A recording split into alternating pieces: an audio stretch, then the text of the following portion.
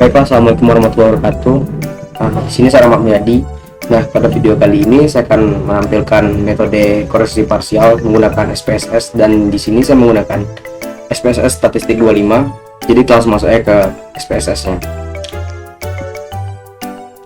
Nah, di sini tuh saya akan menggunakan koreksi parsial dalam menentukan bagaimanakah motivasi yang mempengaruhi bagaimanakah IPK dan IQ dapat mempengaruhi motivasi belajar mahasiswa.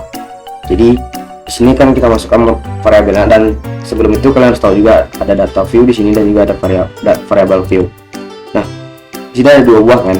Jadi yang pertama itu harus masukin variabel view dulu. Nah, jadi variabel view-nya itu ada yang pertama itu ada IQ, yang kedua IPK, dan yang ketiga motivasi. Nah, yang perlu kalian ubah di sini adalah desimalnya.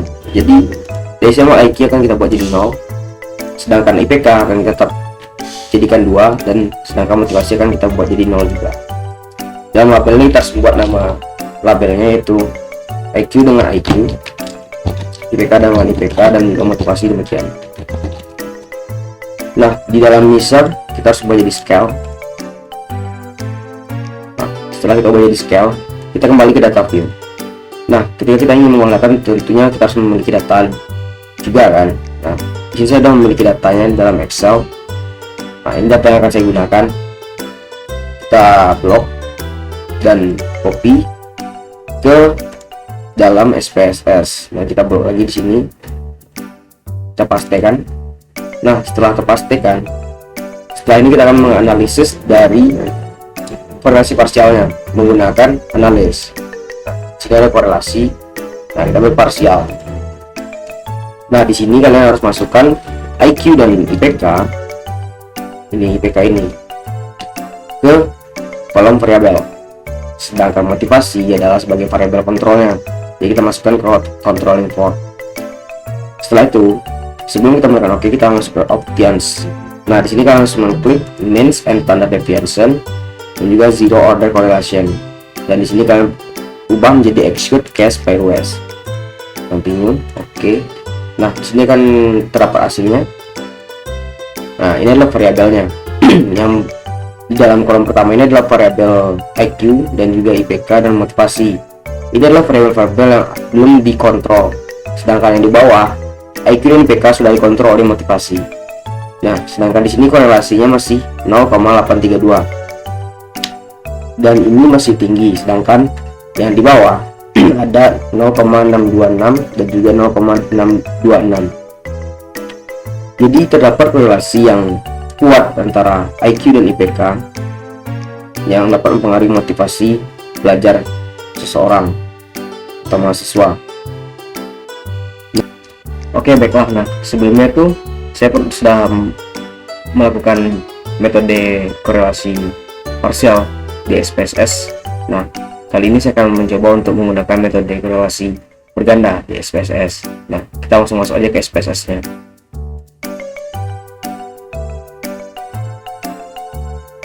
Nah, di sini saya akan masukin data yang sama dengan yang korelasi parsial sebelumnya.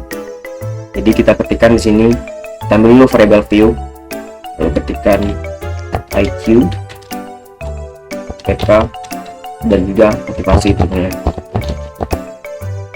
Nah, sama seperti sebelumnya, kita akan membuat menjadi 0 dan ini 0. Kita beri label.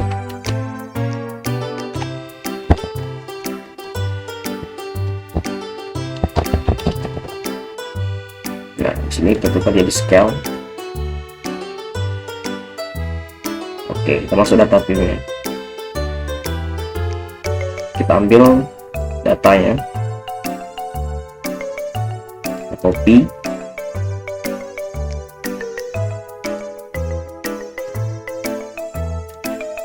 dan lalu kita pastikan ke dalam SPSS-nya.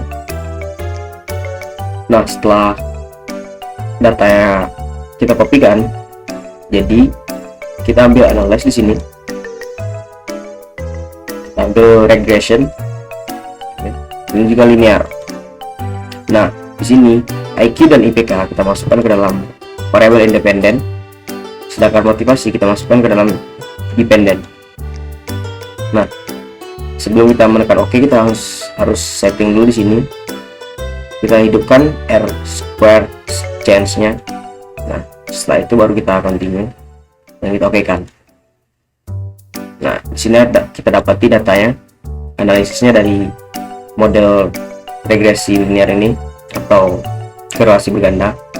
Nah, di sini kita dapati signifikansinya adalah 0,013, di bawah dari 0,05. Artinya IQ dan IPK sangat berhubungan dengan motivasi. Nah, mungkin sekian aja metode regression linear yang dapat saya jabarkan dan juga tampilkan. Saya ucapkan terima kasih. Assalamualaikum warahmatullahi wabarakatuh.